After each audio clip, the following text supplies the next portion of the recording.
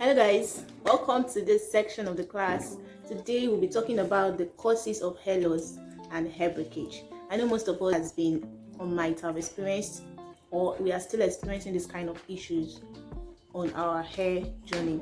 Okay, today I have coupled 5 things that is more rampant among afro hair that causes hair breakage, and I am very sure you want to hear about that. So let's get into it. The first one is harsh chemicals. When I mean harsh chemicals, in terms of dyes, relaxers, most of these hair products we use that are not really nice for our hair. If you notice these changes after using these products, I guess and I advise you just stop it.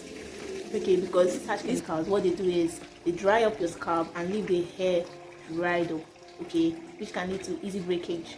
Okay, when you feel that your hair is already dried, they make you like after applying those chemicals, you notice that your scalps are becoming dry, your hair are becoming dry or more often. Okay, those harsh chemicals are not really nice, so try as much as possible to prevent them. Then the second one is lack of moisture. When you don't moisturize your hair more often, if you notice, I always mention moisturizing. I mention that a lot because it's very necessary. So lack of moisture can dry your scalp, and the way to overcome this lack of moisture is using our LCO method.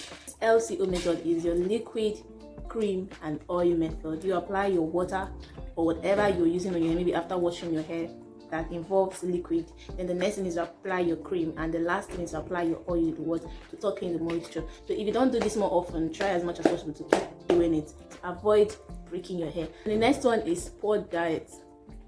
If you're having a poor diet or you don't eat the right way, it can lead to hair breakage.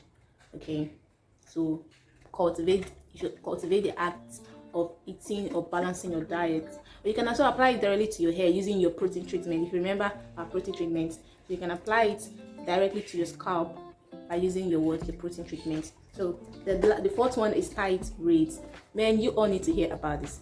Tight braid is one of the things that takes off our edges more easily, and if you notice, our edges and the back of our hair looks more fragile than the ones inside. So if your braids are tight, you tend to lose more. That's why it's advisable to always speak or communicate with your stylist when they are styling your hair to make sure that the braids are not really tight.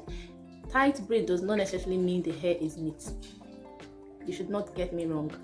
Your hair should be neat, but it must not be tight, because when it's tight, at the end of the day, you lose your edges. So it's better to avoid this breakage by avoiding tight braids. As well, ponytails, frequent making of ponytails can lead to breakage. To explain it more better, when the hair is being packed up at a very high tension, it tends to break up. So anything that will stretch your scalp or stretch your edges, avoid them. This can lead to rapid hair breakage. Maybe when you take off your braids, you now find out that you've lost a lot of hair and you don't have any other choice than to start afresh again. Because when you keep on losing your hair, you will not notice any growth at all. So it's better to avoid those tight braids and to be on the safer side. And again, when the hairstyle is left in for a long period of time and is expected to carry, if you're expected to carry a particular hairstyle for like 1 month and you carry it more than 1 month, or maybe let's say 2 months, you tend to lose hair when you take off that braid, depending on the particular kind of hair you make. So your hairstyle, the kind of hairstyle you make, how tight the braid is, can lead to hair breakage. So the last one is stress.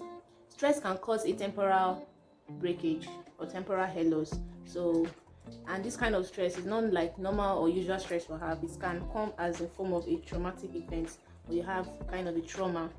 The best way to handle this is to take care of yourself and practice the act of self-care, and as well try other activities that will make you happy, and try to forget the fact that you had that kind of trauma.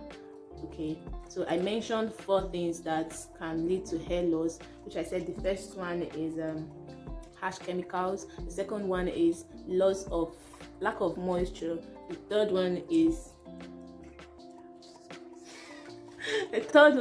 poor diet, and the fourth one is tight braids, and the last one is stress.